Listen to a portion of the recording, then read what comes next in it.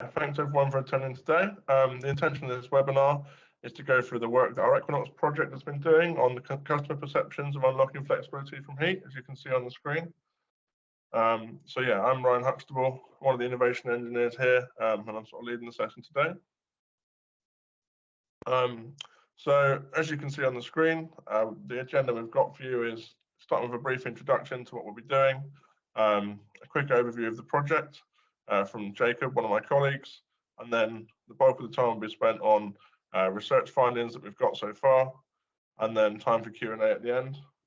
In terms of some housekeeping, the session is being recorded. You should have got a notification of that when you joined, but I thought it was best to let everyone know. We've muted and turned everyone's camera off as a default, but we are keen to hear from you when it comes to Q&A. But in the interest of time, we will save this for the end.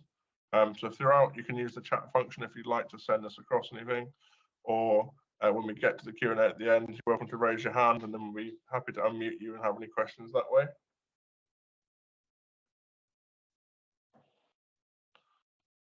Next slide, please. So yeah, as I mentioned, I'm Ryan Huxtable. My role in this is I lead the project, sort of project manager from our side. I'm joined today by Jacob Lynch, who's another innovation engineer at National Grid, and his role is to do with the technical integration of the project. So making sure that the signals we send go across to our aggregators and then across to customers from there. And then I've also got joined by Alyssa Fournier from Guidehouse. Her role in the project is around the customer engagement piece and making sure that all trial participants have got a good experience throughout. I'll now hand over to Jacob, who's going to give a bit of a project introduction. Thank you, Ryan. And yes, good afternoon, everyone. Welcome to our EQUINOX webinar. To give an overview of EQUINOX, EQUINOX is a Ofgem funded innovation project through the Network Innovation Competition funded mechanism. And EQUINOX is looking at testing new commercial and technical arrangements to incentivize households that own heat pumps to temporarily alter their heating usage without compromising on comfort. This has taken the form of 3 winter trials, the first of which took place between December last year and March this year. Over that period, we had over 350 participants sign up for the first trial, and it's our ambition over the 2 preceding winters to get over 1,000 households participating. So this project is being carried out by National Grid electricity distribution, and if for those who are not aware of the DNO for the Midlands region, the southwest of England and South Wales. We've got quite a range and quite a large consortium of partners involved, ranging from energy suppliers such as Octopus Energy and Scottish Power Retail, and also other partners such as Passive, Sero Homes, SP Energy Networks, the Welsh Government, West Midlands Combined Authority, the National Energy Action, and Guidehouse Consultancy as well. Next slide, please.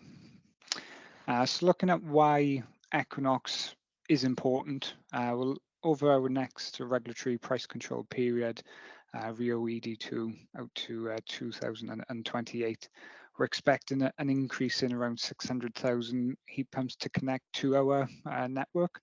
And obviously, as an electrical load, that's going to be a significant increase in the electrical demand that we take on. And currently the heating load and potential flexibility within a heat pump hasn't been sort of proven in the trial environment. And also there's no proven solutions that DNOs have to unlock that flexibility for residential heating. And what's also important as well is that the solutions that we aim to deploy It's vital that all customers are considered and can be used for this type of endeavour, and that's including the 2.5 million households that are in fuel poverty, in addition to the vulnerable customers as well.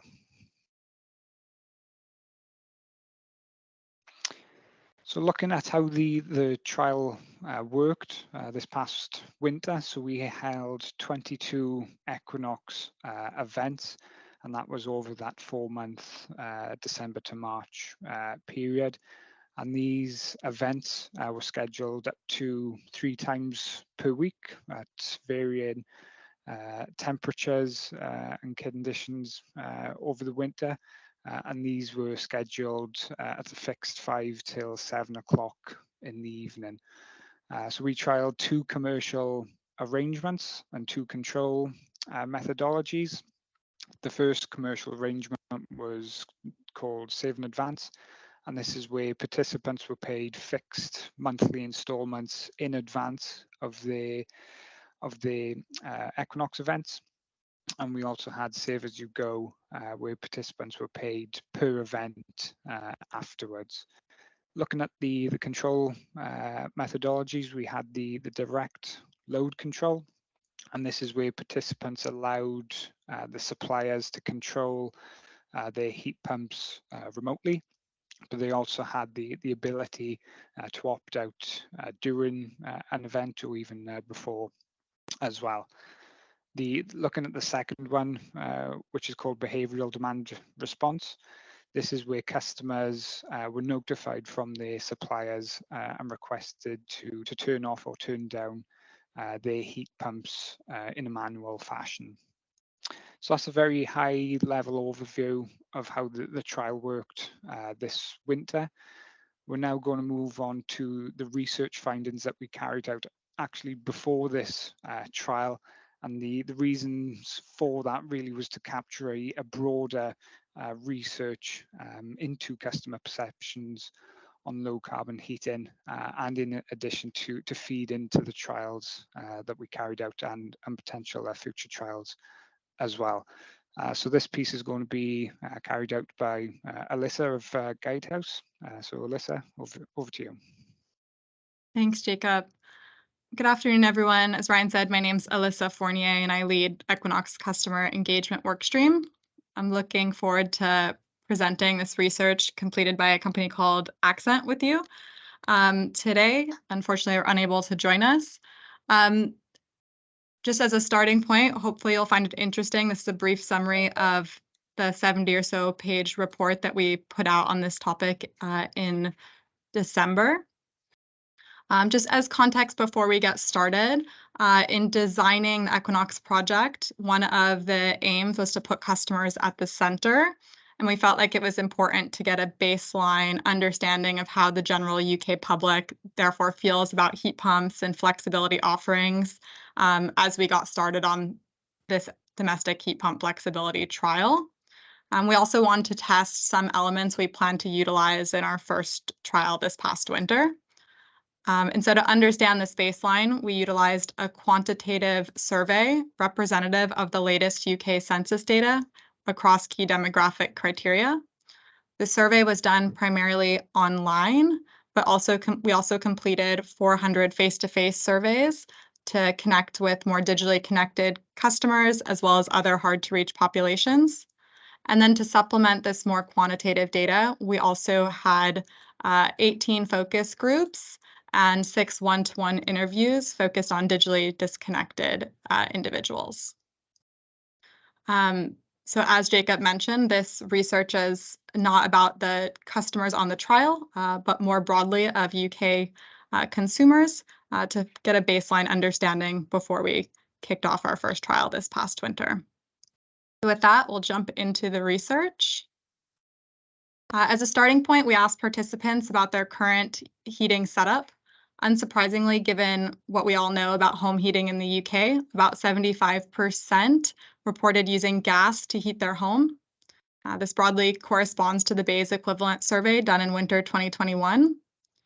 I also want to note that this research was conducted between August and November of last year, when the cost of living crisis and rising energy prices were really starting to bite customers and made frequent headlines across the UK here.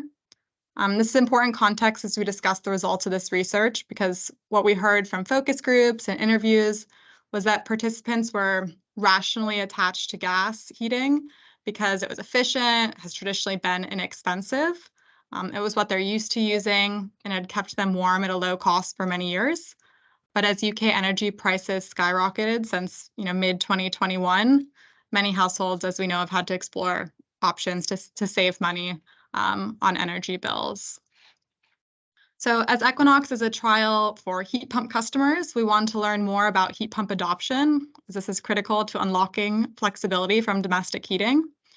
And what we learned was that despite the high energy prices and interest in reducing costs by customers, most participants were not planning on installing heat pumps in the foreseeable future. You can see that that top bar chart here on the screen.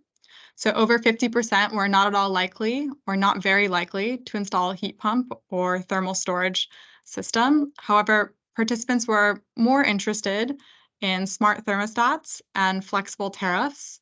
So these smaller changes versus a larger heating system change, with 30% reporting that they were likely to sign up for a flexible energy tariff and 25% likely to install a smart thermostat. So why this lackluster interest in adopting low-carbon heating technologies? Most participants reported a knowledge gap about low-carbon heating. So 50% of those participants surveyed felt either uninformed or very uninformed about heat pumps.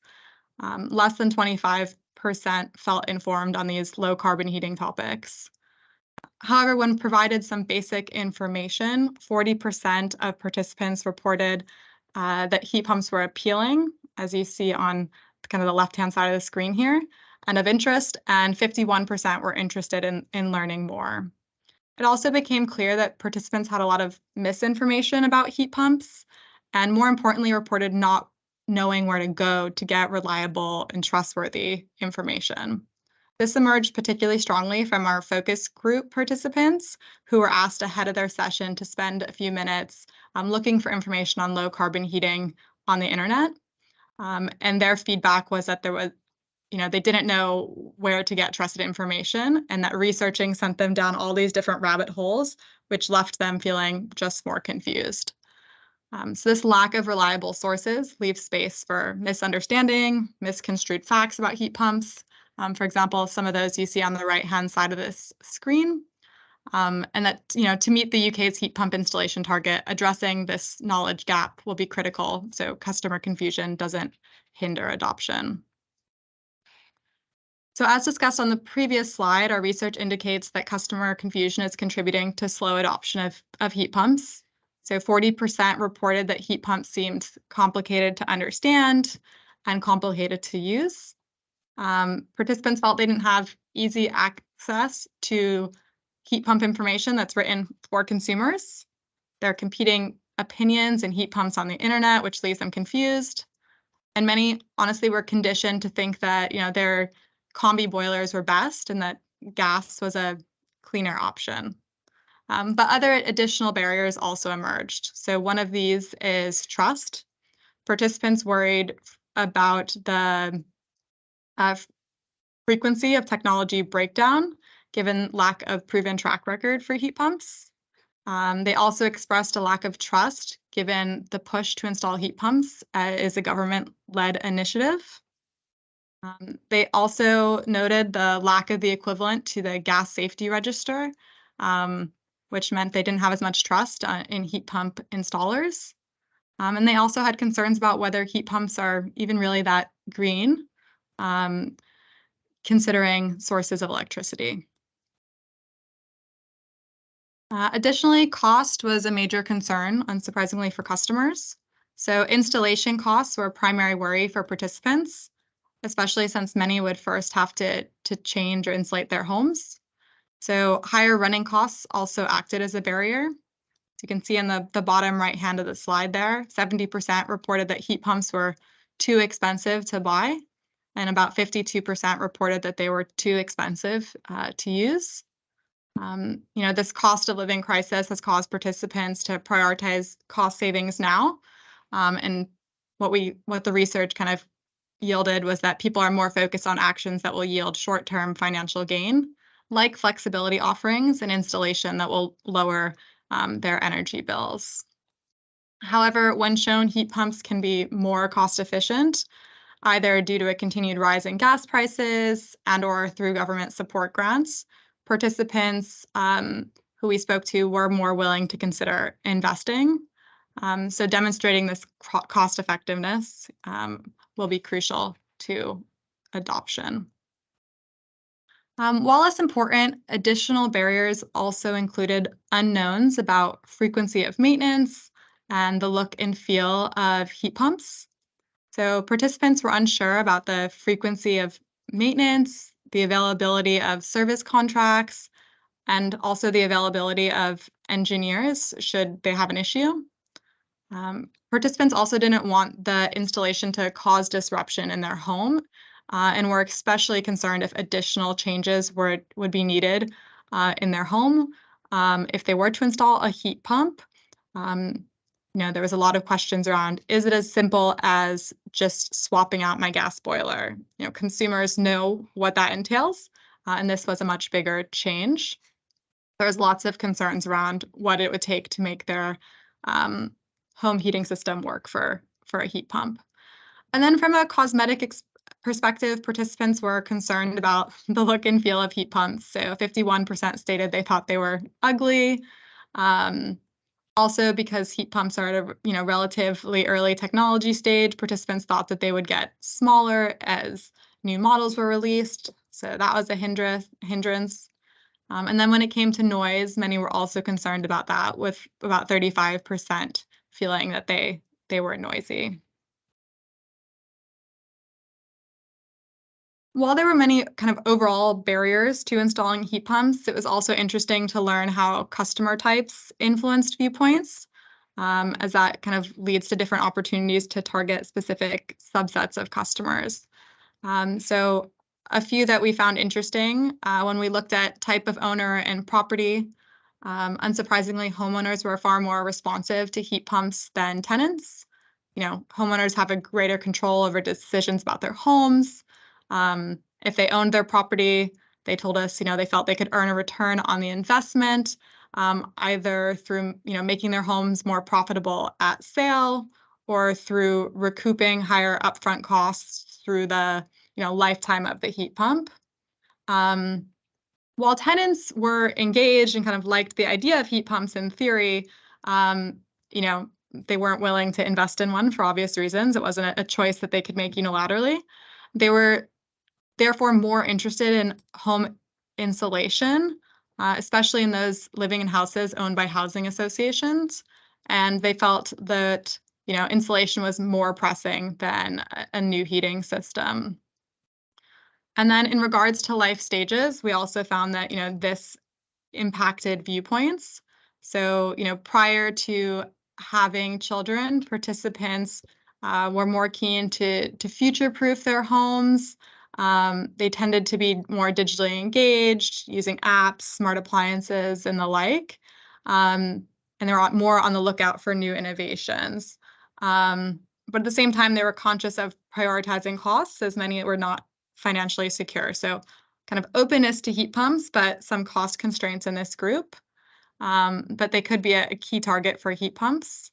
When it came to families, there were a lot of comments in the focus groups about how, their heating behavior was really centered on family, especially children, and especially if they had young children.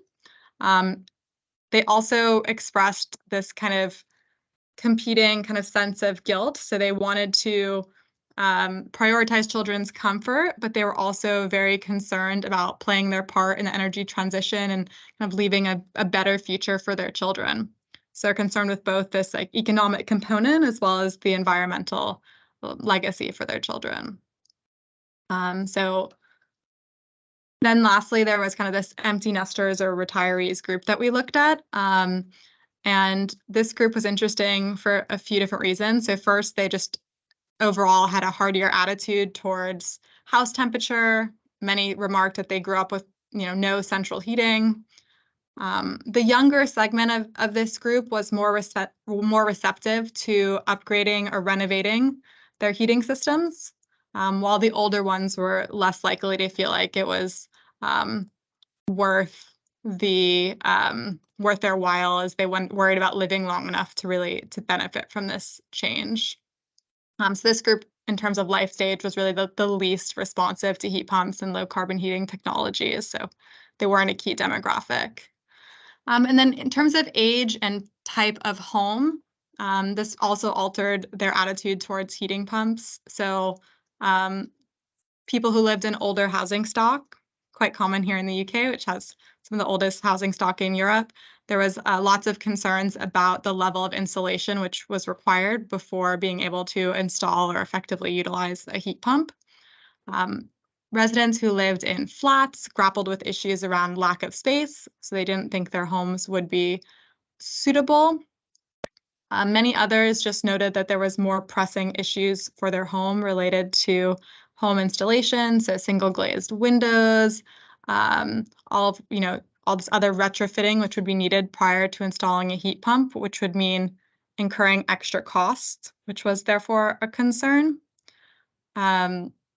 Those in modern homes felt like, they were better suited for heat pumps. But if they lived in a modern flat, as I said, there was other concerns, namely around space.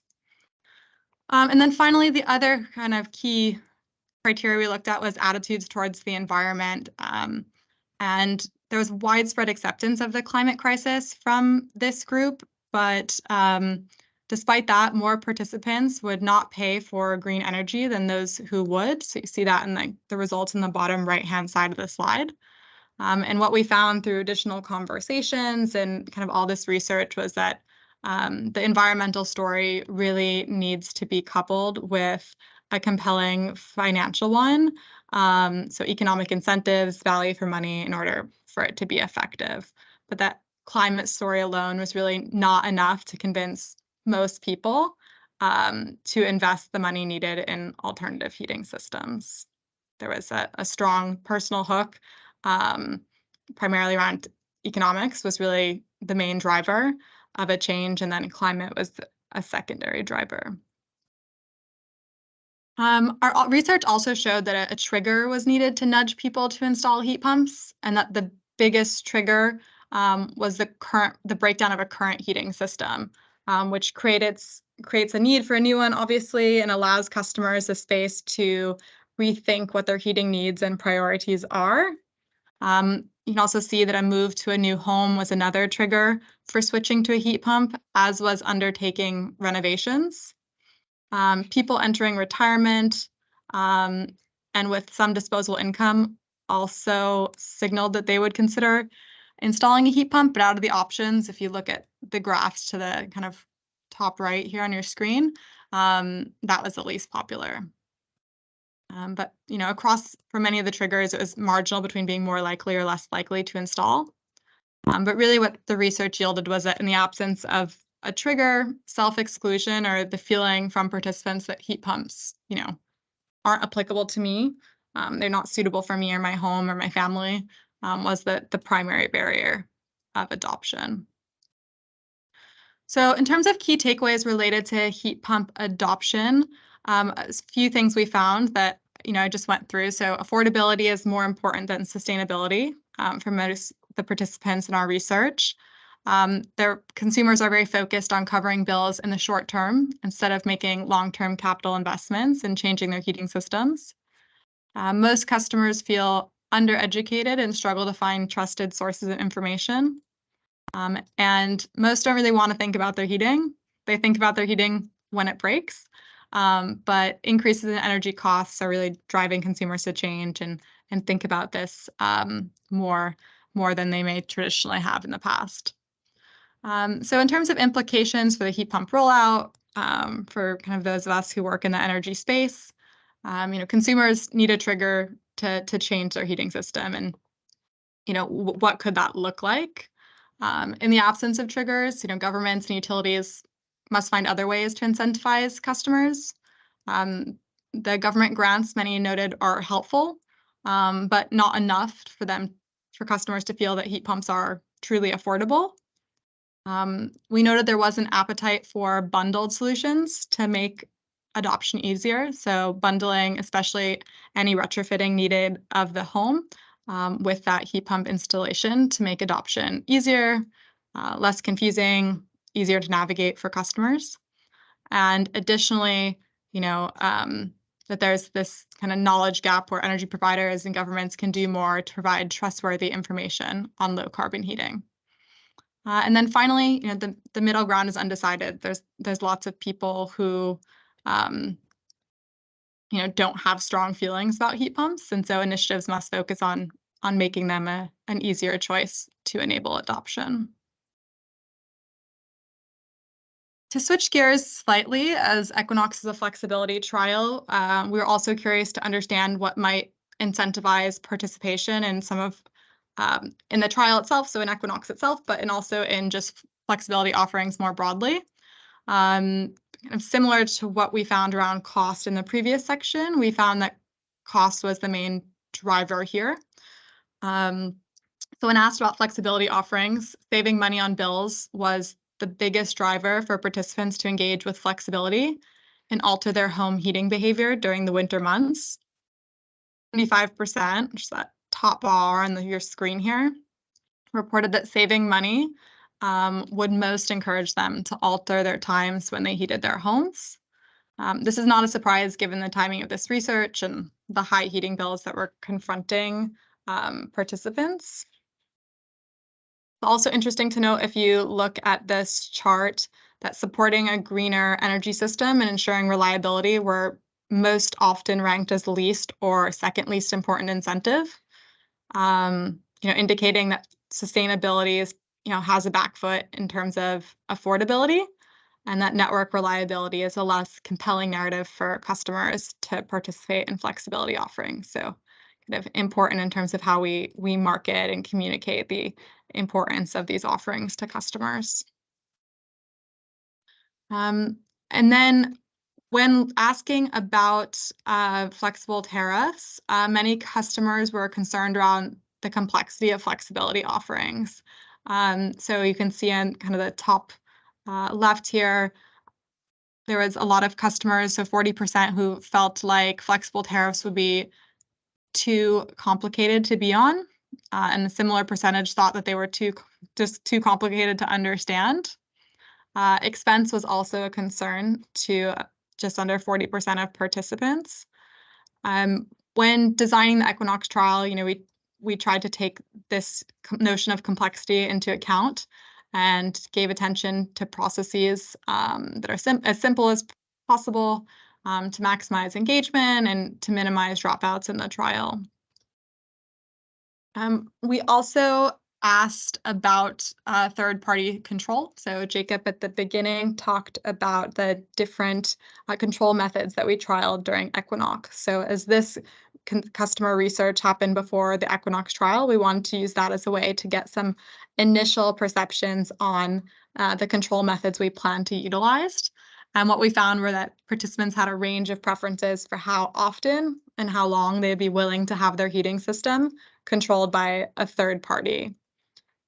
So if you look on the kind of top left here, we asked how many hours at a time would you be willing to have your heating system controlled by a third party.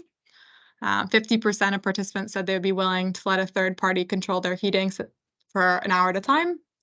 And then when we segmented this data by those who also said they would likely adopt a flexible tariff, that number, or the time, went up to about 3 hours at 41% of individuals.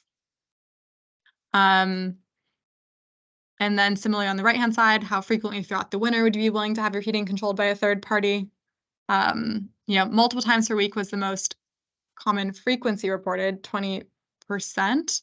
But you see a lot of individuals who really weren't keen to have their heating controlled by a third party at all, that bottom kind of never column.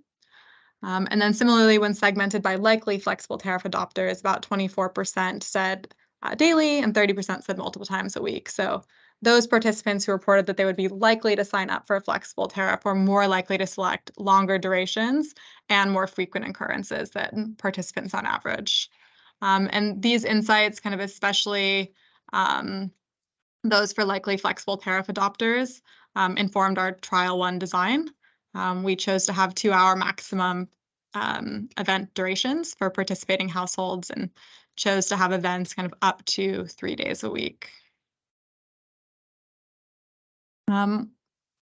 Jacob also introduced the different commercial arrangements in addition to the control arrangements that we utilized for the trial. And we did get some initial feedback from the focus groups on these different methods. And we ended up trialing kind of the 2 that you see with the check marks, kind of these participant preferred ones. But in general, the save-as-you-go commercial arrangement was most palatable to participants when coupled with the manual control method, and the save-in-advance commercial arrangement was preferred for ceding control to a supplier for the remote control method. And we also noted that success of the behavioral demand response option, so asking someone to turn on and off their heat pump manually, really required an easy way for them to do this in an adequate notice period. So we notified customers 24 hours in advance, and then we also did a reminder before an event to make sure there was time for them to remember to do this and take any actions to be able to change their heating or turn on and off their heat pump or turn down their thermostat, etc.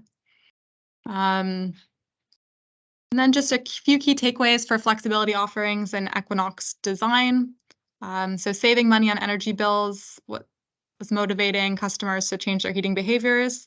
Many customers were confused about flexibility and concerned about the complexity of flexibility offerings. Responses to the different commercial arrangements and control methods for EQUINOX varied considerably, and customers were unsure about level of temperature change they could tolerate and how much a financial incentive was needed to make participation in EQUINOX and other flexibility offerings worthwhile. And in terms of implications for EQUINOX and kind of other flexibility trials, so we noted that just the demand for flexibility offerings, as it's driven by potential savings, gave us an opportune time to be running this trial. Additionally, we noted that to maximize engagement, flexibility offerings must be simple and comprehensible to the extent that that's possible. So the EQUINOX trial aims at this. And we've also done our best to gather feedback from participants throughout this winter's trial to understand areas for improvement and to feed that back into our trial design for next year, where we may have fallen short. And then also it highlighted for us that customer choice really needs to be prioritized. Optionality is key to making sure that different preferences can access the benefits of flexibility, which is a key aim of the EQUINOX trial. So I know that was a lot to get through, so we're going to pause there. The whole report is available, and I think Callum put the link in the chat. But we can now open it up for questions.